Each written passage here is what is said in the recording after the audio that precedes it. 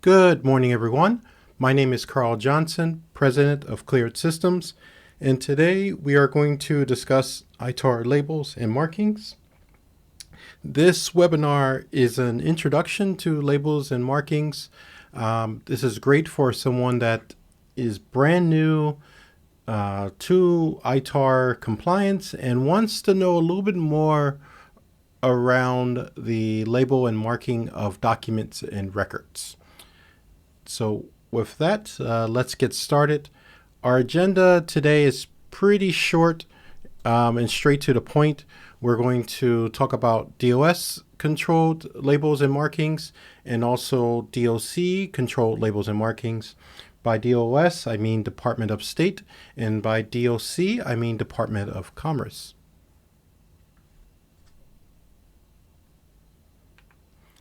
So, the first part, what exactly is ITAR? You'll hear me refer to ITAR, but what I'm really referring to is International Traffic in Arms Regulations, which controls the import and the export of anything related to defense articles, materials, and services.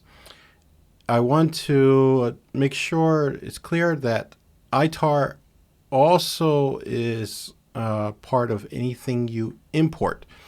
A lot of times when I speak with customers, the thought is that ITAR is only specific to things you export. Also, ITAR is not only for digital types of technical data, such as emails or files, but also for physical. A primary example is that if you have a sales team that has created some sales content or sales documents, in that sales documents and those brochures, there are specifications around a widget that you create that may be also used for the military. That would be considered defense-related articles and services. So be careful, of course, to not get under the understanding that only emails or only the digital information is related to technical data. Basically, anything, any material that has any defense-related content could be under ITAR. So, as far as labels, the one question that comes up a lot is that do we have to label all of our documents and all of our material, including CAD drawings, etc., with some type of ITAR label? And the answer is yes in just about any case. If you have a contract with, say, a prime like Lockheed Martin, Raytheon, Boeing, etc., the likelihood of that widget that you are working with, that prime with, is likely under ITAR. Normally, your prime has some instructions of how to handle technical data, but you should most definitely ask, even if you do not receive instructions from them. When we're talking about ITAR, it's most definitely a supply chain requirement. So, for instance, if Lockheed Martin has markings and labels on their documents that they are transmitting to you and communicating to you with, then you should also have those markings on your documents just the same. Regarding the requirements, one, they need to be visible and legible, which meaning either in the headers and the footers of the document. It can either be a stamp if we're talking about physical technical data. They need to be in a location that can be easily seen. I've seen cases where there was a stamp on top of a memo or documents, but the documents, the content of the documents kind of made the stamp fuzzy, and you could not easily identify what classification of document that was or what type of if it was an EAR document, and etc. So it needs to be visible and clear to the eye. It should also warn against unauthorized disclosure. The example I always give is that you should put up a no trespassing sign on your property. That way, from a legal perspective, even though it's your property and there should be no trespassing, you still have to warn anyone that there should be no trespassing on your property. The same is true when we are talking about labeling and markings for ITAR-related document. There should be some kind of disclosure on that document so that the reader understands the actual disclosures before going any further, or if they need to report those documents. With your Department of State labels, we are referring normally to DDTC, which is part of the office that handles anything related to ITAR. You must label your documents when, again, you are in receipt of such documents, or you are generating or creating these documents. You should apply a label to those documents. So let's give a primary example, and which is this one here, right? So we have a general ITAR controlled document. At the very top, we see that it says ITAR control contains technical data regulated under ITAR. Unauthorized disclosure may result in criminal prosecution. At the very bottom, we see that the actual agency, which is the U.S. Department of State. So that is at the very basic level. We have this for this example of ITAR controlled document. Let's look at an example that is a little bit more complex and it has different classifications as well. For this document, we have ITAR controlled material. This, of course, document contains technical data governed by the International Traffic in Arms regulations. It also has the unauthorized disclosure, and it also has the category. In this case, we are using the category of military electronics. Additionally, this document would either have confidential, secret, or top secret, and then also give a warning about access to who can have access to this document. This is a great example of a document that you want to make sure that not only your categories, your USML lists, which we don't go into the USML list in this webinar, but in future webinars I'll discuss the USML list.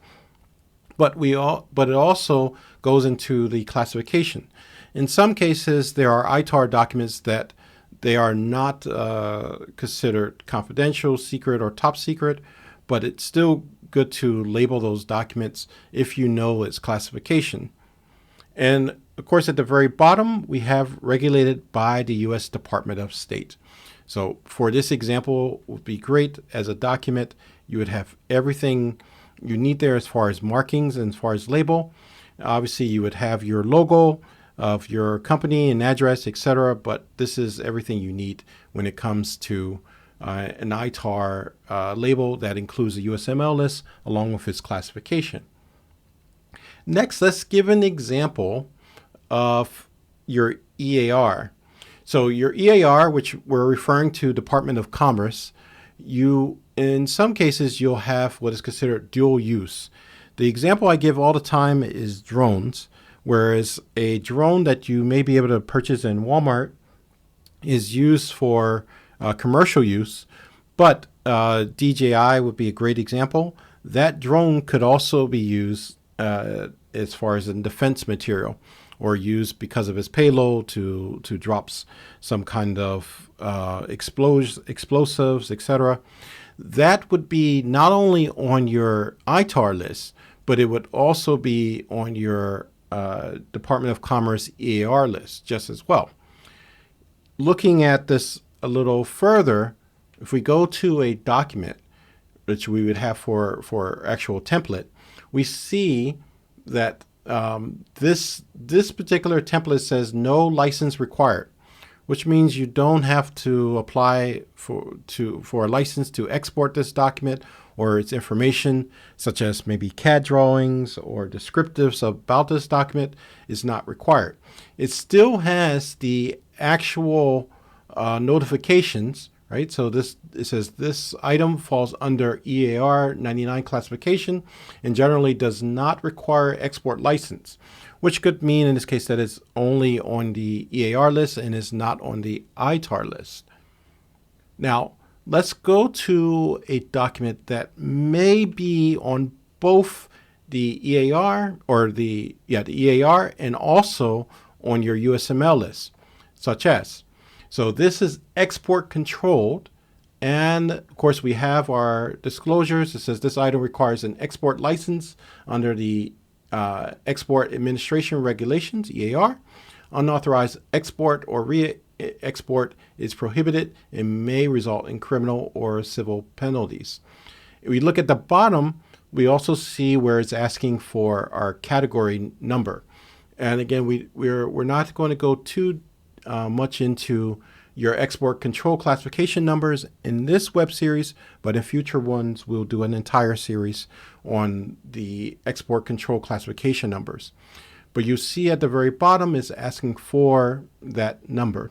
And you may also have some sort of classification to go with it as well, just like you have in ITAR, whether it's confidential, secret, or top secret may also be included.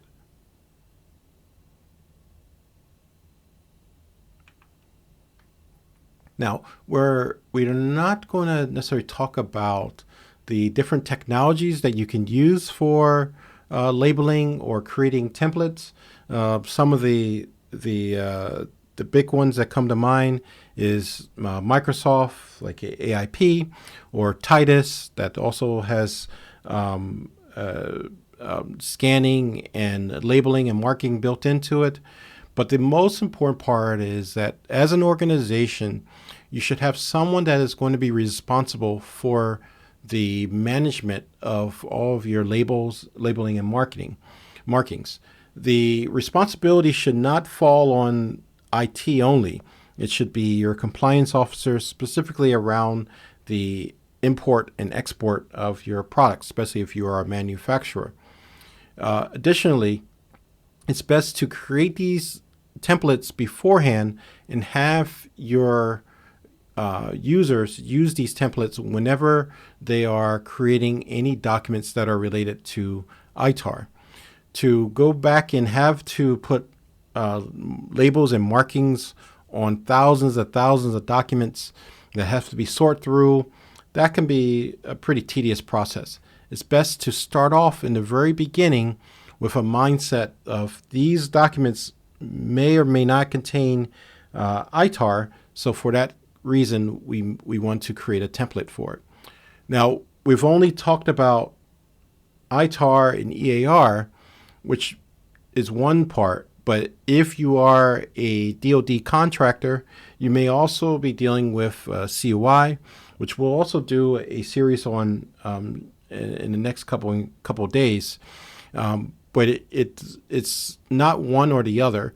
In most cases, you're dealing with both. So you may have a document that has ITAR markings and labels along with a document that has COI.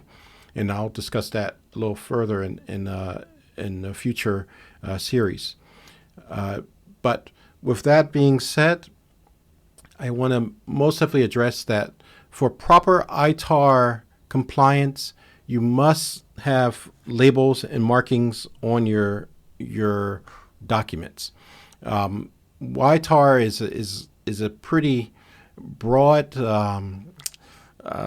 requirement because there is not an actual controls that you can go and look at.